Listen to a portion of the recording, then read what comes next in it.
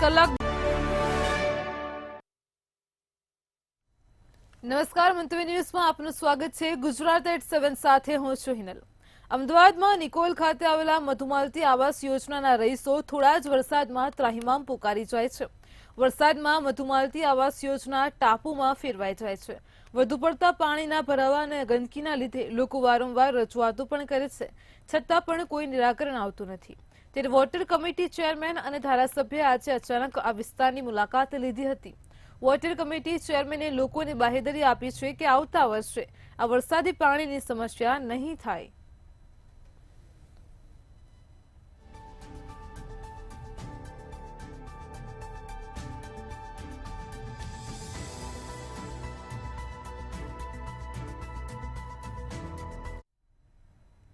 અમદાવાદના ધોળકાથી આંબેઠી જતા રોડ પર પાણી ભરાતા લોકો હેરાન પરેશાન થયા છે। છેલ્લા 10 દિવસથી રોડ ઉપર વરસાદી પાણી ભરાયેલા છે। વરસાદી પાણી અને ધોળકા નગરપાલિકાના ગટરનું પાણી રોડ પર ફરી વળતા 5 ગામના લોકોને હાલાકી વેઠવાનો વારો આવ્યો છે।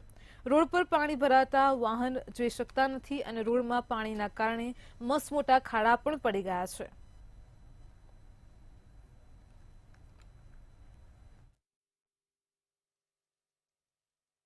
નજીકમાં અહીંયા માલધારી 250-300 ઘરોને વસવાટ કરે છે। એમને માલઢોર ચરાવવાનો મેઇન રસ્તો આ છે। એમને પણ 10 દિવસથી હાલાકી પડે છે કે બે ગામમાં અવરજવર બંધ છે, એટલે આવવા જવામાં પણ તકલીફ પડે છે। રોડ વિભાગ કંઈ ધ્યાન નથી આપતું। છોકરાઓને સ્કૂલોમાં રજા પડે છે, આવી શકતા નથી। આમ અમારે 7-8 ગામ ફરીને જવું પડે છે અને બધા જોડે સગવડો નથી હોતી, એટલે છોકરાઓને ભણવામાં પણ વધારે તકલીફ છે।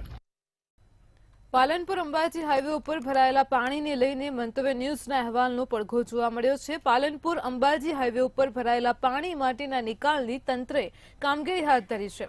પાલનપુર અંબાજી હાઈવે ઉપર ઘૂંટણસમાં પાણી ભરાતા જ માર્ગ ઉપરથી પસાર થતા હજારો વાહન ચાલકો તેમજ રાહદારીઓ મુશ્કેલીમાં મુકાયા હતા। છેલ્લા 24 કલાક દરમિયાન પાલનપુરમાં 3 ઇંચથી વધુ વરસાદ ખાબક્યો હતો। હાઈવે ઉપર ભરાઈ રહેલા પાણીનો કાયમી નિકાલ કરવામાં આવે તેવી લોકો માંગ કરી રહ્યા છે।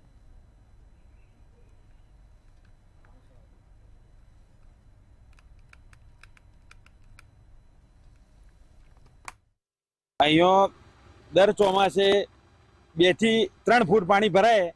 વરસાદ આવે કે ના આવે, ઓછો વરસાદ આવે તો પણ પાણી ભરાય અને વધારે વરસાદ આવે તો પણ પાણી ભરાય। અહીંયા વરસાદ આવે એટલે પાણીથી સાધનવાળા જે લોકો છે એ આવવા જવા માટે એમને ખૂબ તકલીફ પડે છે। એ માટે તંત્રને થોડો ઘણો ન્યાય કરવો જોઈએ। અંબાજી હાઈવે ઉપર વીરપુરના પાટિયા પાસે એક ઢાળમાં એટલું બધું પાણી ભરાય છે કે જેની કોઈ હદ નહીં।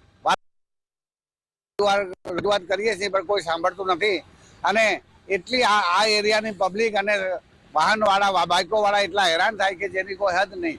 તો સરકારને વિનંતી છે કે આનો તાત્કાલિક નિવેડો લાવે પાણી કાઢવાનો। અને હવે ભાદરવી પૂનમ પણ આવી રહી છે, પદયાત્રાથી ક્યાંથી નીકળશે સવાલ છે।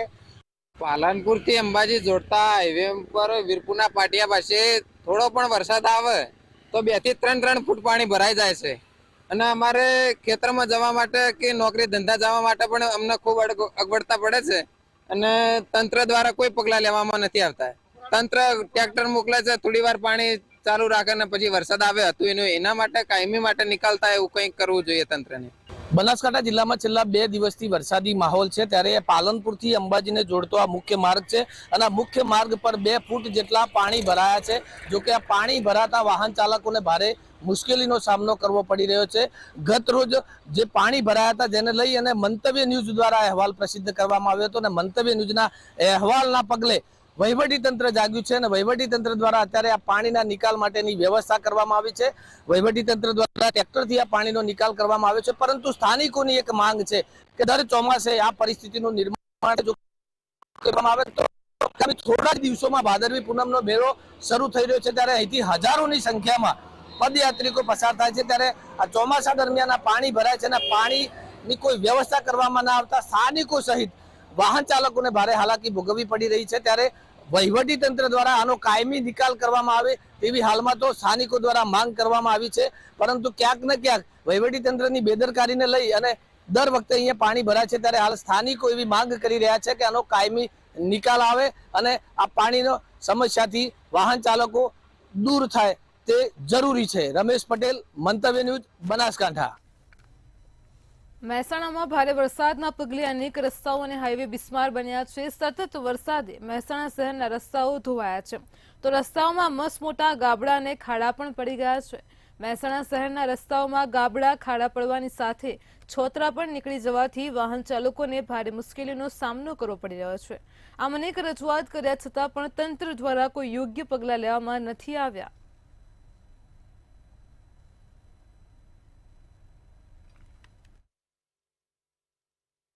તો એક વરસાદ નવો રોડ બનીને એક જ વરસાદમાં તરત રોડ તૂટી જતા હોય તો આને કઈ સરકારે અને કઈ નગરપાલિકા વિચારવું જોઈએ કે મજબૂત રોડ બનવો જોઈએ. તો સરકારના અમે એવું કહેવા માંગીએ છીએ કંઈક આની ક્વોલિટી નક્કી કરો તો કઈ મજબૂત રોડ બને. અને જો સરકારનો ટેક્સ આટલો હોય, નગરપાલિકામાં અમે સતત ટેક્સો ભરીએ છીએ, તો રોડ મજબૂત બનવા જોઈએ એવી અમારી માંગણી છે. પરંતુ એક સામાન્ય વરસાદ પડે ત્યારે રોડ ઉપર, નવા રોડ હોય કે જૂના હોય, દરેક રોડ ઉપર ખાડા ખડિયા પડી જાય છે અને ખાડાના કારણે પ્રજા ત્રાહિમામ પોકારી જાય છે. હાલ આપણે મહેસાણા શહેરના દરેક વિસ્તારમાં જોઈ લો કે જ્યાં આગળ રોડ ઉપર ખાડા ના હોય, ખાડાના કારણે પબ્લિક ત્રાહિમામ પોકારી ગઈ છે, તેમજ એના કારણે વાહનોને પણ નુકસાન થાય છે, પબ્લિકને જાનહાની થવાની પણ શક્યતાઓ રહેલ છે. આ ખાડાઓ પૂરવા પાછળ પણ એક મસ્ત મોટું કૌભાંડ હોય તેવું લાગે છે. બનાસકાંઠામાં વરસાદના કારણે રોડ રસ્તાઓ બિસ્માર હાલતમાં જોવા મળી રહ્યા છે. ભાભરમાં રડકિયાથી હરકુંડિયા જવાના રસ્તાની હાલત ખૂબ જ દયનીય બની છે. લોકો દ્વારા છેલ્લા 40 વર્ષથી પાકા રસ્તાની માંગણી કરવામાં આવી છે. આમ ગ્રામજનો દ્વારા અનેક રજૂઆત કર્યા છતાં પણ કોઈ નિરાકરણ લાવવામાં નથી આવ્યું.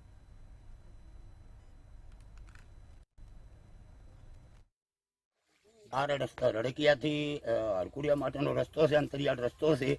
આ 40 વર્ષથી ખરાબ રસ્તો છે. અમે વારંવાર સરકારને રજૂઆતો કરી છે, સરકારે કોઈ ધ્યાન આપ્યું નથી. અમે કંઢા 60 વર્ષની ઉંમર, પડો તો પગ હાથ ભાગે તો અમારો કોઈ અત્યારે વારસદાર થાય નહીં. અમારી માંગણી એટલી છે કે સરકાર અમને તાત્કાલિક આ રસ્તો હાલે. ગુજરાતમાં ભારેથી અતિભારે વરસાદના કારણે જનજીવન પ્રભાવિત થયું હતું, તો બીજી તરફ મુખ્યમંત્રી ભૂપેન્દ્ર પટેલે પણ મંત્રીમંડળના મંત્રીઓ તેમજ ગુજરાત સરકારના અધિકારીને તાત્કાલિક પ્રભાવિત જિલ્લાઓમાં દોડાવ્યા હતા. જિલ્લા વહીવટીતંત્ર દ્વારા થતી કામગીરીનું સતત માર્ગદર્શન અને મોનિટરિંગ કરવા માટે સૂચના આપી હતી. આ અંગે રાહત કમિશનર આલોક પાંડેએ સરકારે કરેલી કામગીરી અને ચૂકવેલી સહાય અંગેની વિસ્તૃત વિગતો આપતા પત્રકાર પરિષદમાં જણાવ્યું હતું કે ગુજરાત સરકાર દ્વારા અલગ અલગ પ્રભાવિત જિલ્લાની પરિસ્થિતિનો તાગ મેળવવા માટે કેન્દ્ર સરકારના 6 સભ્યોની એક ટીમ ગુજરાત આવશે, જેની સાથે ગુજરાતના આઈએએસ અધિકારીઓ અને અન્ય અધિકારીઓ પણ જોડાશે. તો બીજી તરફ રાહત બચાવની કામગીરી તેમજ નુકસાની અંગે સરકારે ચૂકવેલી સહાયની વિસ્તૃત વિગતો આલોક પાંડેએ મીડિયા સમક્ષ રજૂ કરી હતી. 2618 પશુઓ માટે 1.78 કરોડ રૂપિયા ચૂકવણું થઈ ગયું છે અને બાકી પણ જે પશુઓની મૃત્યુમાં હાલની વરસાદ જે છે બીજી તારીખોની વરસાદથી એમાં પણ પશુઓની મૃત્યુ થઈ ગઈ, એના માટે પણ જિલ્લા કલેક્ટરની કામગીરી પોતાની કરે છે.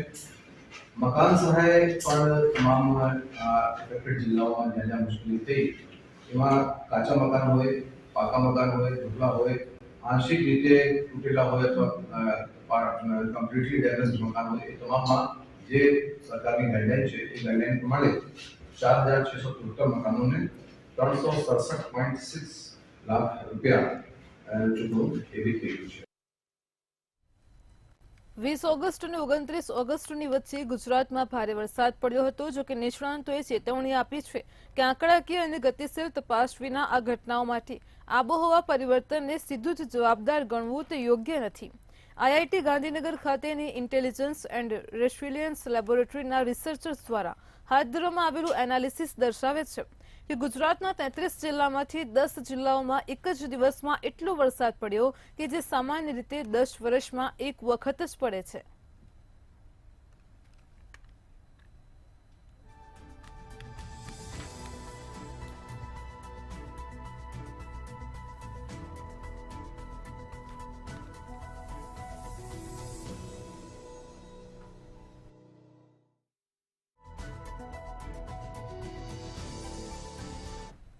વડોદરામાં વહીવટીતંત્રની બેદરકારી સામે આવી છે. સમાચાર સામે આવી રહ્યા છે વડોદરાથી. વહીવટીતંત્રની બેદરકારી સામે આવી છે. પૂરગ્રસ્ત વિસ્તારોમાં ફૂડ પેકેટ જ પહોંચ્યા નથી. વહીવટીતંત્રની ઘોર બેદરકારી સામે આવી છે. લોકોની મદદ માટે અપાયેલ ફૂડ પેકેટનો સંગ્રહ કરાયો છે. પૂરગ્રસ્ત વિસ્તારો સુધી આ ફૂડ પેકેટ પહોંચ્યા નથી. સર્કિટ હાઉસ ખાતે ફૂડ પેકેટનો સંગ્રહ કરાયો છે.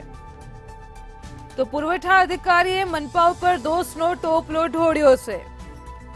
વડોદરા વહીવટીતંત્રની બેદરકારી સામે આવી છે. મનપાની નિષ્કાળજીના લીધે ખાદ્ય સામગ્રી પડી રહી છે. પૂરગ્રસ્ત વિસ્તારો સુધી આ ફૂડ પેકેટ પહોંચ્યા જ નથી. તંત્રની અણઘડ વહીવટ સામે પણ અનેક સવાલો ઉઠ્યા છે. લોકો ફૂડ પેકેટ માટે તરસતા રહ્યા અને આ ફૂડ પેકેટોનો સંગ્રહ કરાયો છે. તો સર્કિટ હાઉસ ખાતે આ ફૂડ પેકેટોનો સંગ્રહ કરવામાં આવ્યો છે. લોકોની મદદ માટે આપવામાં આવેલા પેકેટોનો સંગ્રહ થયો છે. મનપાની નિષ્કાળજીના કારણે ખાદ્ય સામગ્રી પડી રહી છે. પુરવઠા અધિકારીઓએ મનપા ઉપર દોષનો ટોપલો ઢોળી નાખ્યો છે. તો વડોદરાથી સમાચાર સામે આવી રહ્યા છે. વહીવટી તંત્રની બેદરકારી સામે આવી છે. પૂરગ્રસ્ત વિસ્તારમાં ફૂડ પેકેટ પહોંચ્યા નથી. લોકોની મદદ માટે આપવામાં આવતા ફૂડ પેકેટનો સંગ્રહ કરાયો હતો. સર્કિટ હાઉસ ખાતે આ ફૂડ પેકેટનો સંગ્રહ કરાયો છે. તંત્રના વહીવટ સામે પણ અનેક સવાલો ઉઠ્યા છે.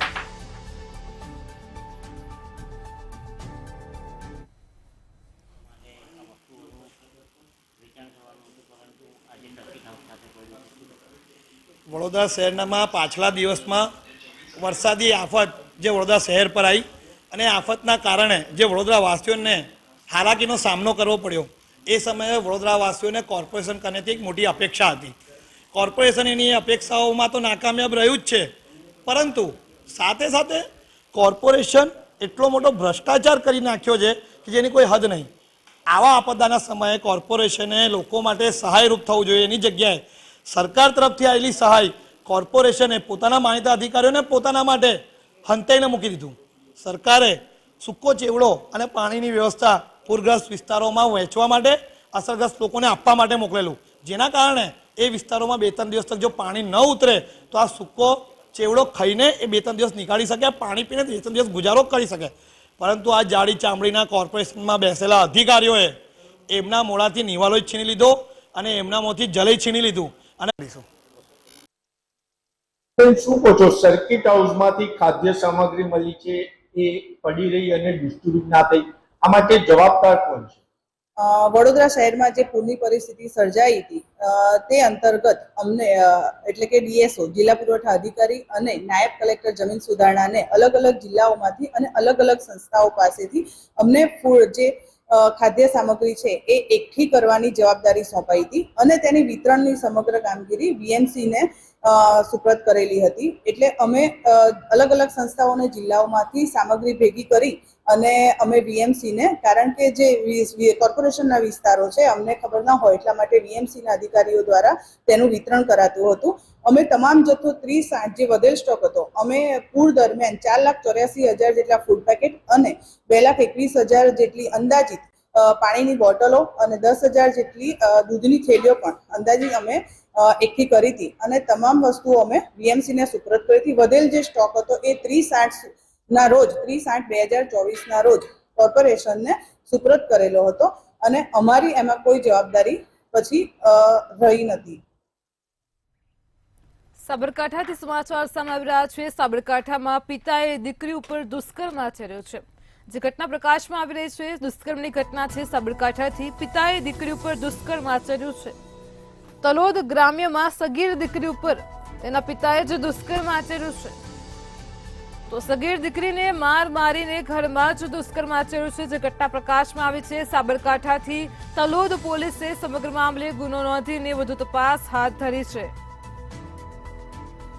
તો ઘરમાં જ દીકરીને મારી અને ત્યારબાદ દુષ્કર્મ આચર્યું છે. તલોદ ગ્રામ્યમાં સગીર દીકરી ઉપર તેના જ પિતાએ દુષ્કર્મ આચર્યું હોવાની ઘટના પ્રકાશમાં આવી છે.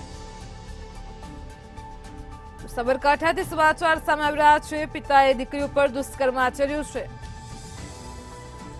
તલોદ ગ્રામ્યમાં સગીર દીકરી ઉપર દુષ્કર્મ આચર્યું છે. સગીર દીકરીને મારી ઘરમાં જ દુષ્કર્મ આચર્યું છે.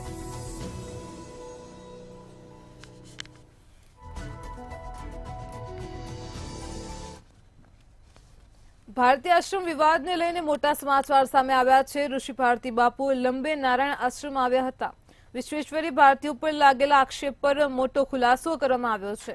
ભારતી આશ્રમ રૂમમાં બાળકી મળી આવી હતી. બાળકી વિશ્વેશ્વરીના ભાઈની દીકરી હોવાનું સામે આવ્યું છે. વિશ્વેશ્વરી માતાએ મીડિયા સમક્ષ હૈયાફાટ રૂડન કર્યું હતું અને જણાવ્યું હતું કે મેં સંન્યાસ લીધા પછી કોઈ ખોટું કામ નથી કર્યું. કોઈ દીકરી સાથે સાધુ બન્યા પછી આવું થાય તે યોગ્ય નથી.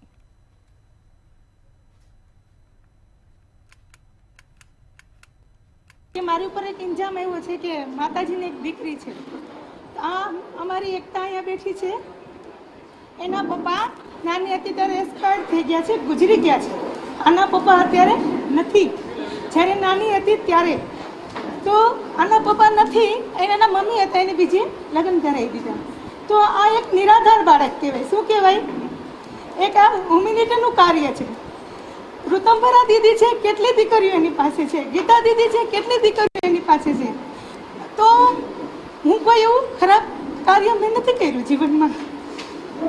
અને આજ મારી એકતા અહીંયા મારી સામે છે, એટલે હું મારો પક્ષ રજૂ કરવા જનતાને એમ થાય કે માતાજી, વિશ્વેશ્વરી માતાજી શું છે, મારા આ કરવું પડે એ પણ મને બહુ દુઃખની વાત છે.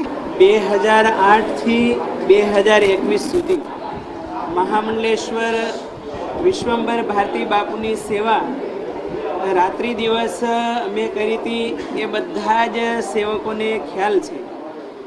અને આ જે વિવાદ છે એ જમીનનો વિવાદ નથી, અસ્તિત્વનો વિવાદ છે. મારા વ્યક્તિગત લાઈફનો વિવાદ છે. અને જે લોકોએ ઇલ્ઝામ લગાવ્યા છે એના હું 2-3 દિવસથી સતત મારા ટ્રાવેલિંગ પ્રવાસમાં પણ મીડિયાના માધ્યમ દ્વારા જવાબ આપતો રહ્યો છું. અને આજે પણ ગુજરાતના સર્વે ઇલેક્ટ્રોનિક અને પ્રેસ મીડિયાના તમામ મિત્રોને હું જણાવવા માગું છું કે આજે ગુજરાતભરના તમામ વર્ણના સેવકો છે. હમણાં કોણ પૂછતું હતું કે ભાઈ આ સમાજ નહીં, એક સમાજના નથી. સમાજ ક્યારેય એક સમાજનું હોય જ ના શકે. પણ જે સમાજમાં એનો જન્મ થયો એને તો જ્ઞાતિ ગૌરવ હોવાનો જ છે. પણ આજે તમે જો આજે બધા સમાજના સેવકો છે અને આજે આવ્યા છે તો એમનો ભાવ છે. અમે કોઈ નિમંત્રિત નથી કર્યા. સરખેજ આશ્રમના વિવાદમાં ગુરુ અને શિષ્ય એકબીજા ઉપર અનેક આક્ષેપો કરી રહ્યા છે. ગુરુ હરિહરાનંદ બાપુ પર તેમના શિષ્ય ઋષિ ભારતી બાપુએ જાતિવાદનું અને ચરિત્ર પર લાંછન લગાવવાનો આક્ષેપ કર્યો છે. તેમજ એક સોશિયલ મીડિયાની વિવાદિત સ્ત્રીને બોલાવીને વિડીયો વાયરલ કરવાનો આક્ષેપ પણ લાગ્યો છે. સનાતનની સંતોની પવિત્ર ભૂમિ એવા આશ્રમ પર આ પ્રકારની વિવાદિત મહિલાનું આવવું અને વિડીયો બનાવી તેમજ સોશિયલ મીડિયામાં વાયરલ કરવો તેને લઈને વહીવટ થયાનો આક્ષેપ પણ કરવામાં આવ્યો છે. સમગ્ર મુદ્દે હરિહરાનંદ બાપુની પ્રતિક્રિયા સામે આવી છે. જુનાગઢ જ વધારે રહે છે તો મેં કોઈ જાતિવાદ કર્યો નથી. ને રહી વાત બીજી, આક્ષેપો કોઈ પણ વ્યક્તિએ કર્યા એ ઠીક છે. જે રીતે આ લોકોને એવું લાગ્યું કે આક્ષેપ કર્યા, પણ મેં પણ એને ઠપકો દીધો કે આપણે આવું કરવું ન જોઈએ અને આપણે આવું કરવાનું કંઈ થતું નથી. સરખેજ આશ્રમમાં સંતોને લઈને વિવાદ ચરમસીમાએ પહોંચ્યો છે અને તેવામાં ઋષિ ભારતી બાપુના જ્ઞાતિવાદને લઈને કોળી સમાજના સભ્યનું નિવેદન સામે આવ્યું છે. ભારતી આશ્રમ સહિત અન્ય આશ્રમમાં સેવા આપતા સેવકે જણાવ્યું છે કે જો જ્ઞાતિવાદ હોય તો મને સેવામાં ન રાખ્યો હોય. સાથે કહ્યું કે દરેક સમાજના લોકો આશ્રમમાં કામ કરે છે. હું કોળી સમાજમાંથી આવું છું એટલે હરિહરાનંદજી આમ કરે છે તેમ નહીં. ભારતીય આશ્રમ જુનાગઢની અંદર જે વિદ્યાલય હાલે છે એની અંદર મારા 25 છોકરા કોળી સમાજના અત્યારે હાલમાં મફત એટલે વિના મૂલ્યે એક પણ આઠાના વિના ત્યાં 3 વર્ષથી એથી વિશેષ કે કોરોનામાં સ્કૂલ 2 વર્ષ બંધ રહી એ પહેલાં મારા 25 છોકરા સતત ત્યાં મારા સમાજના ભણે છે. તો ક્યાં જ્ઞાતિવાદ રહ્યો? આમાં કઈ જગ્યાએ જ્ઞાતિવાદ રહ્યો? અમદાવાદ શહેરના વસ્ત્રાપુર ખાતે આવેલા બહુમાળી ભવન અને આશ્રમ રોડ ખાતે આવેલ માઉન્ટ કાર્મેલ સ્કૂલમાં સ્ટ્રક્ચર સ્ટેબિલિટી માટે GRI અને આરબીનો રિપોર્ટ સામે આવ્યો છે. તેની વાલીઓ નવરંગપુરા ખાતે આવેલી માઉન્ટ કાર્મેલ સ્કૂલના એડમિનિસ્ટ્રેશન મનીષાબેનને મળવા માટે પહોંચ્યા હતા. માર્ચ સુધી આ બિલ્ડિંગમાં વિદ્યાર્થીઓને ભણાવવામાં આવે અને માર્ચ બાદ બિલ્ડિંગનું રિનોવેશન કરવું કે નવું બનાવવું તે માટે શાળા મંડળને વાલી મંડળ દ્વારા રજૂઆત કરાઈ છે. માઉન્ટ કાર્મેલ સ્કૂલના એડમિનિસ્ટ્રેટર મનીષાબેને જણાવ્યું છે કે આ સ્કૂલમાં જીએઆરઆઈ અને આરબીના રિપોર્ટમાં 89.47% ભયજનક હોવાનું જણાવ્યું છે.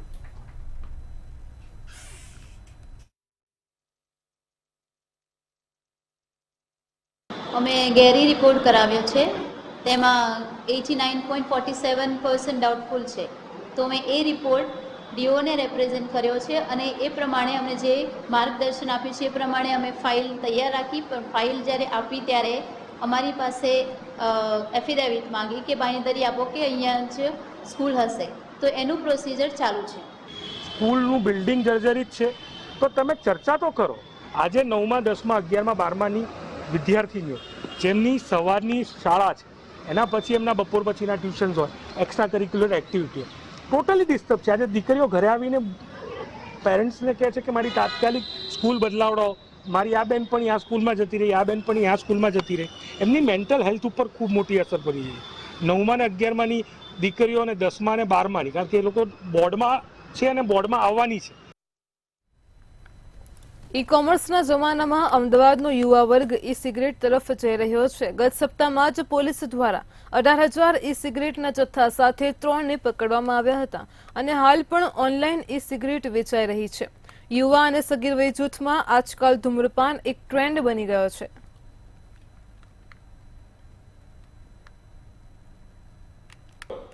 યુવા પેઢી જે આપણું ભવિષ્ય છે આગળનું, આપણું જે આ ભારત છે, જે અમદાવાદ છે, એની અંદર યુવા પેઢી એ આપણું આગળનું ભવિષ્ય છે. એમની અંદર જે ધૂમ્રપાન છે અને જે નશો છે એ ખૂબ જ વધારે વધી રહ્યું છે અને એના કારણે એમને ઘણી બધી બીમારીઓ થાય છે. હાલ જે ઈ સિગરેટ છે એમનું ચલણ બહુ જ વધારે વધી ગયું છે અને એના કારણે એમને ઘણી બધી બીમારીઓ થઈ શકે છે. કઈ બીમારીઓ થઈ શકે છે, આપણા શરીરમાં કયા ભાગને વધારે નુકસાન કરશે, એના વિશે આપણે આજે જે ડૉક્ટર જયંત છે, જે રેસ્પિરેટરી મેડિસિન જે ડિપાર્ટમેન્ટ છે એના હેડ છે, એમની જોડે વાત કરીએ. જયંતભાઈ, જે ઈ સિગરેટ છે એ શું છે અને શરીરને કેવી રીતે નુકસાન કરે છે? ઈ સિગરેટ એક ઇલેક્ટ્રોનિકલી નિકોટિન ડિલિવરી સિસ્ટમ જેને કહેવામાં આવે છે. તે એક બેટરી ઓપરેટેડ ડિવાઇસ છે. તે એક પેન જેવી હોય છે કે આમ દેખાવમાં આમ જોવા જઈએ તો એની 3-4 ટાઈપ હોય છે કે જે સિગાર જેવી પણ હોય છે અને પેન ટાઈપની પણ આવે છે. એની અંદર એક બટન ટાઈપના સેલ હોય છે અને આ સિગરેટની અંદર એ લોકો અંદર નિકોટિનનું દ્રવ્ય જે કહેવાય કે જે આપણે ફિઝિકલ સિગારેટ જે આવે છે એની અંદર જે નિકોટિનનો પાવડર ભરેલો હોય છે એના બદલે આમાં નિકોટિનનો અંદર જ્યુસ એટલે લિક્વિડ કહેવાય છે, સોલ્યુશન, જેને ઈ જ્યુસ કહેવામાં આવે છે, એવું અંદર ભરેલું હોય છે. એટલે જ્યારે એનું બટન દબાવીને એ ચાલુ કરવામાં આવે ત્યારે એનાથી હીટ જનરેટ થાય છે.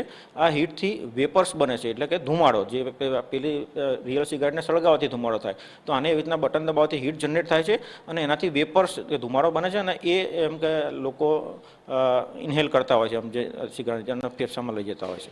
એટલે આ રીતના ઈ સિગારેટથી એ લોકો એટલે ધૂમ્રપાન તો નોટ એડવાઇઝેબલ એટ ઓલ, ચાહે ફિઝિકલ સિગારેટ હોય કે ઈ સિગારેટ હોય કે કોઈ પણ ફોર્મમાં હોય, ચલમની ફોર્મમાં હોય કે હુકાની ફોર્મમાં હોય, કોઈ પણ ફોર્મમાં હોય, સ્મોકિંગ અને ટોબેકો એની અંદરનું જે નિકોટિન દ્રવ્ય છે ખૂબ જ હાર્મફુલ છે. એ કોઈ પણ ફોર્મમાં લેવું ના જોઈએ અને યુવાનોએ તો ખાસ કરીને એવોઇડ કરવું જોઈએ, કારણ કે આગળ જતાં એમના માટે આ જો વધારે ગંભીર અસરો થાય તો એમના માટે જે ગણીએ છીએ કે આ નિસંતાનપણું, એવા પણ એના ગંભીર અસરો આગળ જતાં જોવા મળી શકે છે. તો આ હતા ડૉક્ટર જયંતભાઈ, જેમને જે ધૂમ્રપાન છે એમના અને જે ઈ સિગરેટ છે એના ઘણા બધા નુકસાન અને શરીરને કયા ભાગે બહુ જ અસર કરે છે એ કીધું. ધૂમ્રપાન તો જે નશો હોય છે એ બહુ જ નુકસાનકારક હોય છે બધા માટે અને જે ખાસ કરીને યુવાન પેઢી છે, જે આગળ આપણું ભવિષ્ય છે, એમને તો બહુ જ વધારે ધ્યાન રાખવું જોઈએ કે નશા તરફ એ લોકો ના જાય અને આગળ વધે. કેમેરામેન કુનાલ સાથે દીક્ષા લખપતિ, મંતવ્ય ન્યૂઝ, અમદાવાદ. મહેસાણા અર્બન બેંકની ચૂંટણીનો મામલો પ્રકાશમાં આવ્યો છે. સમાચાર સામે આવી રહ્યા છે મહેસાણાથી. અર્બન બેંકની ચૂંટણી બિનહરીફ જાહેર થઈ છે. તો સમાચાર સામે આવી રહ્યા છે 17 બેઠકો 17 ઉમેદવારો જ મેદાનમાં હોવાથી ચૂંટણી ટળી છે. હવે બેંકની ચૂંટણી નહીં યોજાય, તમામ બેઠકો બિનહરીફ જાહેર થઈ છે. તો મહેસાણાથી સમાચાર સામે આવી રહ્યા છે. અર્બન બેંકની ચૂંટણીના મામલે 17 બેઠકો પર 17 ઉમેદવારો જ મેદાનમાં હોવાથી ચૂંટણી ટળી છે. હવે બેંકની ચૂંટણી નહીં યોજાય, તમામ બેઠકો બિનહરીફ જાહેર કરાય છે. તો મહેસાણાથી સમાચાર છે. અર્બન બેંકની ચૂંટણી બિનહરીફ જાહેર કરાઈ છે.